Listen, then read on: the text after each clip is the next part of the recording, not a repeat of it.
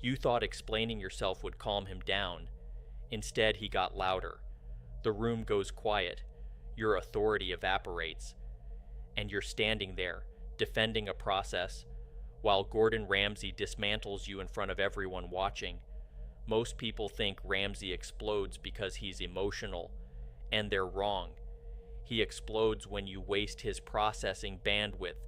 If you don't understand the architecture underneath that reaction, you will trigger it every single time. Let's classify Ramsay's morphological structure first.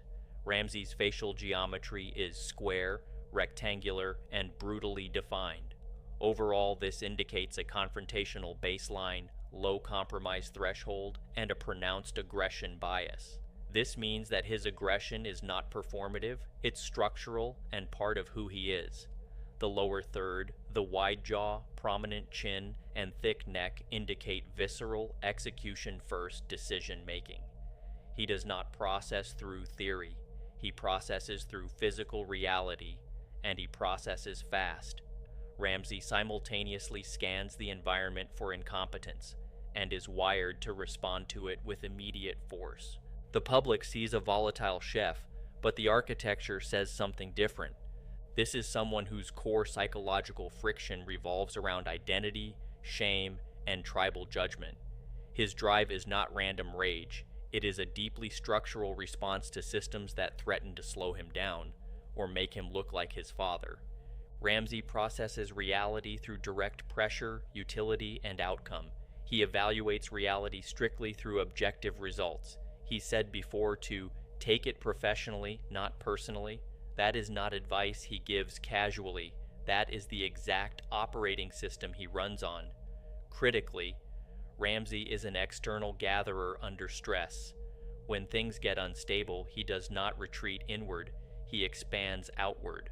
More restaurants, more shows, more environments, more chaos, because stillness, to this architecture, feels like dying. Now cross-reference Ramsay's morphology against the behavioral record. Zero contradiction. That is rare. Most subjects have a mask that partially conceals their inner core personality. Ramsay's moderate facial asymmetry suggests a commercially adaptable right-side projection, a version of himself calibrated for television and hospitality. But under any real pressure, that mask fractures immediately. He has publicly stated, "Success needs an underlining level of jeopardy. I'll turn it upside down purposely to create a little bit more drama." That is not a personality quirk. That is an operator that interprets safety as a threat and intentionally injects instability to feel alive. The behavioral record confirms the face. The face confirms the behavior. The behavioral record aligns unusually closely with the morphology. That sounds minor, but operationally, it changes everything. So here is where people fail. The standard approach, explain the context, soften the blow, invite collaborative repair, detonates completely with the Ramsay archetype. Here's 3 specific failure patterns. First, the process apology. I thought the client meant this, and then the team was waiting on that, and I'm really sorry for the confusion. In standard management, this signals transparency and accountability. To Ramsay's structure, it is a hostile act. You are forcing him to consume irrelevant data while execution stalls. Every sentence after the failure triggers escalation. Second, the diplomatic buffer. Maybe we could try. I feel like this might work. Perhaps if we, in corporate culture, hedging signals respect for the hierarchy. Here, it signals that you do not know the facts. This architecture operates in absolutes. If you do not speak in absolutes, it assumes you have none. Third, the wait for orders freeze. Standing quietly after the failure, respectfully waiting for direction. This triggers his core fear instantly. Operational dependency. If he has to tell you how to fix your own mistake, you have become an energy drain. And once that categorization locks in, the environment becomes openly hostile and stays there. Before we get to what you should do, If you want to understand the behavioral baseline driving any of this, not just Ramsay's, but the 4 fundamental architectures that govern how people respond under pressure, there's a free PDF brief available now. 4 archetypes, behavioral tells, and asymmetric tactics for each. It goes directly to your inbox. Link is in the description. Pattern recognition is where your path to being highly influential starts. Now here's what actually would work with this type of target in a high-pressure situation. 3 asymmetric plays, counterintuitive, grounded in the documented behavioral record, and specifically calibrated for the Ramsay archetype. First, the clinical concession. The moment an error is identified, agree with the failure instantly using purely mechanical language. Not, "I'm so sorry, here's what happened," but "that was wrong, here is what failed." Strip the emotion completely.